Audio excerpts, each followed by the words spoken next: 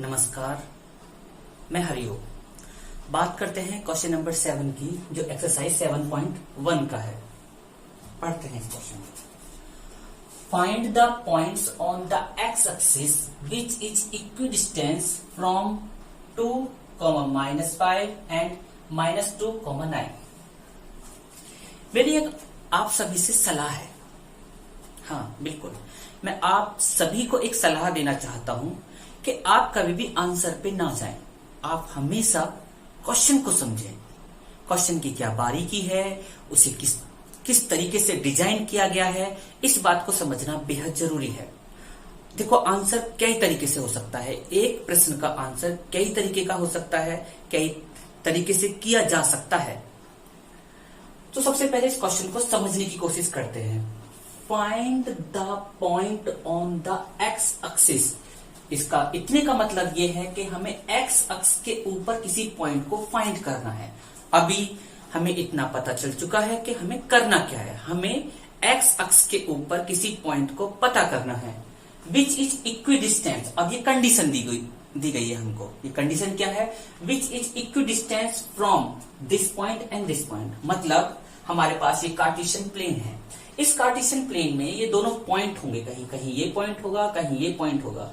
इन दोनों पॉइंटों से एक्स अक्ष पे कोई पॉइंट जो इस पॉइंट से भी और इस पॉइंट से भी अगर डिस्टेंस के एवज में कहें तो बराबर दूरी पर होगा, वो कौन सा है? देखिए, ये जो मैं आपको एक्सप्लेन कर रहा हूं, समझा रहा हूं, ये जरूरी नहीं है आपको, ये सिर्फ समझने के पर्पज से है, लेकिन इससे आपको बेहतर समझ में आने वाला है। आप इसको देखिए, सोचिए ये एक्स इस कार्टेशियन प्लेन में कहां होगा? 2, -5। अगर मैं अपनी तरफ से सोचूं तो 2, लगभग -5, ये पॉइंट लगभग यहां होगा। और अगर इसी एवज में इसको सोचूं तो 2, -2, 9, तो ये पॉइंट लगभग यहां होगा। ऐसा हम सोच सकते हैं। अब मान लिया ये पॉइंट ए है और ये पॉइंट बी है। हमने बी के कोऑर्डिनेट क्या लिए हैं? -2, 9, और ए के कोऑर्डिनेट क्या लिए हैं? 2, -5। आप चाहें तो इसमें 1, 2, 3 और -1, -2 इस तरीके से लिखकर भी कर सकते हैं। इसके लिए कोई मनाही नहीं है। हमें इस एक्स अक्ष के ऊपर एक पॉइंट को ढूंढना है, और वो पॉइंट इस तरीके से है कि वो इससे अगर हम चलें और इससे भी हम चलें तो बराबर दूरी पे होगा। सपोज करो वो यहां कहीं है और वो यहां से यहां कहीं पर भी है, हम उसको ऐसे मिलाते हैं तो ये वाली डिस्टेंस, मान लिया इस पॉइंट का नाम P है। ये P पॉइंट ऐसा है जो A से भी बराबर दूरी पर है, और यही P पॉइंट ऐसा है जो B से भी बराबर दूरी पर है। अब हम क्या करें? देखिए, एक्स अक्ष पर फिर से वही बात आती है। एक्स अक्ष पर पॉइंट की बात कर रहा है तो आपको पता होना चाहिए कि एक्स अक्ष पर y हमेशा 0 होता है। एक्स अक्ष पर x कुछ भी हो सकता है, 1 हो सकता है। अगर मैं इस अक्ष पे चलने लगूं, यहां रुकूं, यहां रुकूं, यहां चलूं और इधर चलना शुरू कर दूं, इस पे कहीं भी चलो, इस पे एक चीज 0 होती है। वो क्या होती है? वो y होती है। एक्स अक्ष पर x का कोऑर्डिनेट होता है और y हमेशा 0 होता है। तो इसका मतलब यह है कि इस P का x कोऑर्डिनेट तो कोई नंबर होगा और y कोऑर्डिनेट 0 होगा, क्योंकि x कोऑर्डिनेट को हम पहले लिखते हैं, इसलिए हम उसे पहले लिख रहे हैं, और y कोऑर्डिनेट को 0 लिखते हैं, उसको 0 लिख रहे हैं। अगर हमें इस x का पहले से ही पता होता तो हमें फाइंड आउट करने की कोई जरूरत नहीं थी, हम उसको लिख देते। हमें इस x की वैल्यू फाइंड करनी है, और यही x ये डिसाइड करेगा कि ये जो P पॉइंट है x अक्ष पर कहां है। अब हमारे पास क्या है? हमारे पास A है। A के कोऑर्डिनेट है, क्या है A की कोऑर्डिनेट? 2, -5। हमारे पास दूसरा क्या है? दूसरा है P। P के कोऑर्डिनेट क्या है? P के कोऑर्डिनेट है हमारे पास x, 0। और हमारे पास क्या है? हमारे पास है B। B के कोऑर्डिनेट क्या है? -2, 9। फिर P, x, 0। कहने का मतलब ये है PA = PB। ये कंडीशन मैं नहीं बोल रहा हूं, ये कंडीशन आपका क्वेश्चन बोल रहा है। मैंने आपसे पहले ही कहा था कि हमको क्वेश्चन को समझना होगा। हमसे ये कहा गया है कि हमें एक्स अक्ष के ऊपर कोई पॉइंट है, वो पॉइंट हमें 2 कोऑर्डिनेट दिए हैं, 2 पॉइंट दिए हुए हैं। एक पॉइंट ये है और एक पॉइंट ये है, इनसे बराबर दूरी पर है उसको बताना है। अब हम यहां डिस्टेंस का फॉर्मूला लगाएंगे, इसमें भी डिस्टेंस का फॉर्मूला पी ए के बीच की डिस्टेंस और पी बी की डिस्टेंस, और इस तरीके से हम सॉल्व करेंगे और एक्स की वैल्यू लेकर आएंगे। आप वीडियो को पॉज कीजिए, इसकी वैल्यू लेकर आइए, फिर हम बताते हैं। Thank you. उम्मीद है आपने वो क्वेश्चन किया होगा। चलो देखते हैं, मैं भी करता हूं एक्सप्लेन। तो किया है हमने P के कोऑर्डिनेट लिए थे और A के कोऑर्डिनेट लिखे हैं। P, फिर इधर भी P के और यहाँ B के। P और B की डिस्टेंस, सॉरी P और A की डिस्टेंस P B के डिस्टेंस के बराबर है। P A equal to P B। हमने डिस्टेंस फॉर्मूला लिखा, P A के लिए भी हमने डिस्टेंस फॉर्मूला लिखा, P B के लिए भी। अब हमने इनके कोऑर्डिनेट रखने स्टार्ट कर दिए। x2 क्या है, x2 कोऑर्डिनेट 2, x1 ये x1 कोऑर्डिनेट क्या है, ये x, ये वाला प्लस यहां पे लगाया। y2 क्या है, y2 कोऑर्डिनेट, और क्या है y1 कोऑर्डिनेट। x2 क्या है, x2 coordinate minus x1 coordinate क्या है वो रखिए, प्लस ये वाला प्लस यहां पर y2 माइनस y1। अब देखिए दोनों तरफ स्क्वायर रूट लगा हुआ है, क्योंकि डिस्टेंस के फॉर्मूले में हमारे पास स्क्वायर रूट है। अब इस तरीके से तो ये क्वेश्चन सॉल्व नहीं हो सकता। हमें क्या करना होगा, हम करते हैं दोनों तरफ स्क्वायर रूट। स्क्वायर रूट को भगाने के लिए हम स्क्वायरिंग कर देते हैं दोनों तरफ, शायद कुछ हल निकल आए।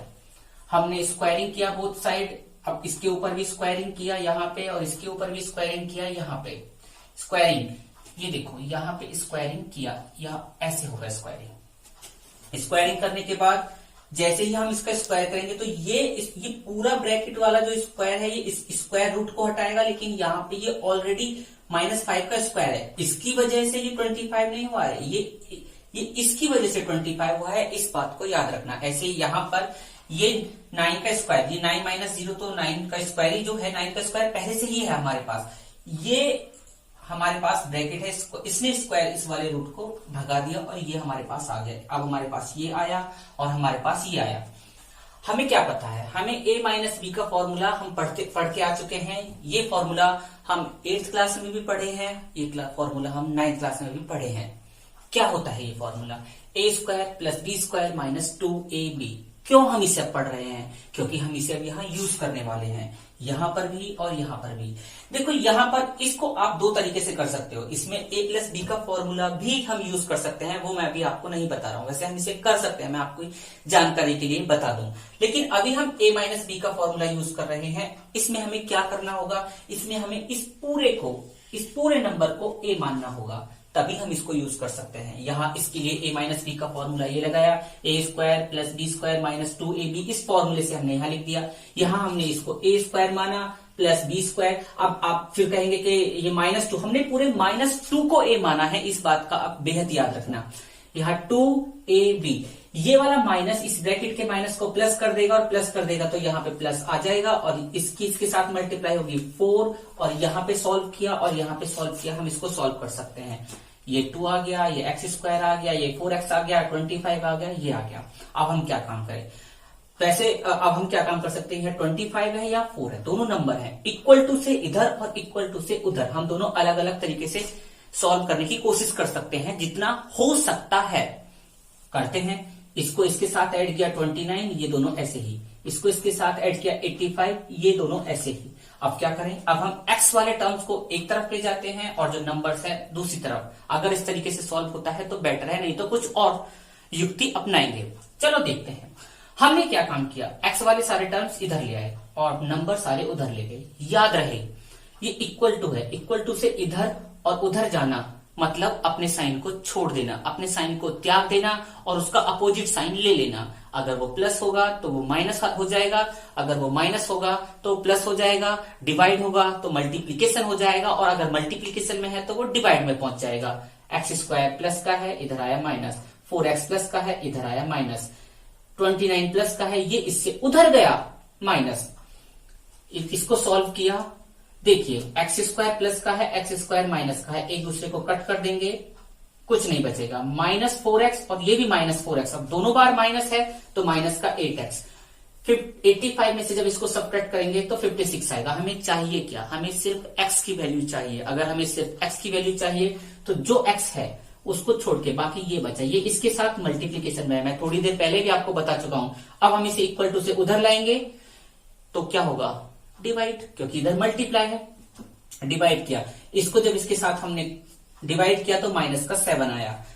हमें x की वैल्यू मिल चुकी है। क्या हमारे पास y की वैल्यू है? हमारे पास y की वैल्यू पहले से ही है, वो है 0। तो p के कोऑर्डिनेट हो गए -7,0।